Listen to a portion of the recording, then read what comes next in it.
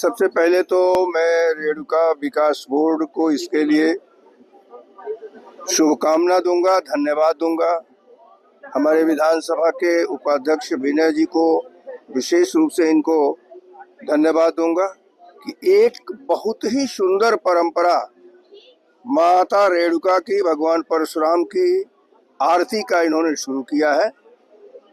मैं समझ रहा हूँ कि इन्होंने मेले के दृष्टि से किया है, लेकिन अगर संभव हो तो इसे नित्य किया जाए तो और उपयुक्त होगा। और वैसे भी यह स्थान एक तपस्या का स्थान है। यहाँ जमदग्नि जी ने तपस्या किया था, माता रेणुका यहाँ रही, परशुराम जी माता से मिलने के लिए आए।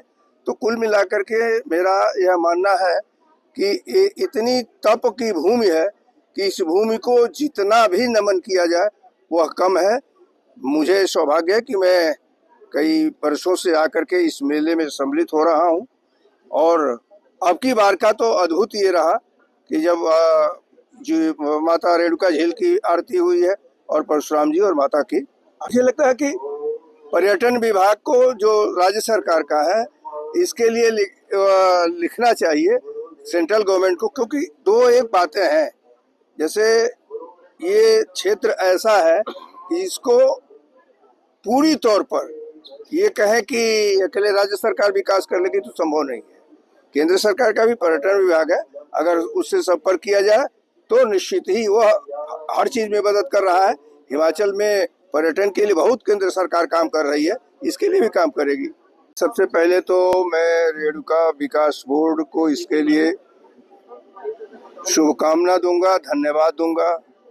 हमारे विधानसभा के उपाध्यक्ष विनय जी को विशेष रूप से इनको धन्यवाद दूंगा कि एक बहुत ही सुंदर परंपरा माता रेणुका की, भगवान परशुराम की आरती का इन्होंने शुरू किया है। मैं समझ रहा हूँ कि इन्होंने मेले के दृष्टि से किया है, लेकिन अगर संभव हो तो इसे नित्य किया जाए तो और उपयुक्त होगा।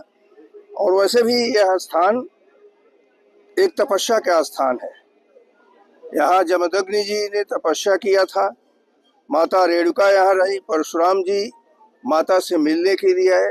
तो कुल मिलाकर के मेरा यह मानना है कि इतनी तप की भूमि है कि इस भूमि को जितना भी नमन किया जाए वह कम है। मुझे सौभाग्य है कि मैं कई वर्षों से आकर के इस मेले में सम्मिलित हो रहा हूँ। और अब की बार का तो अद्भुत ये रहा कि जब जो माता रेणुका झील की आरती हुई है और परशुराम जी और माता की, मुझे लगता है कि पर्यटन विभाग को जो राज्य सरकार का है इसके लिए लिखना चाहिए सेंट्रल गवर्नमेंट को, क्योंकि दो एक बातें हैं। जैसे ये क्षेत्र ऐसा है कि इसको पूरी तौर पर ये कहें कि अकेले राज्य सरकार विकास कर लेगी तो संभव नहीं है। केंद्र सरकार का भी पर्यटन विभाग है, अगर उससे संपर्क किया जाए तो निश्चित ही वह हर चीज में मदद कर रहा है।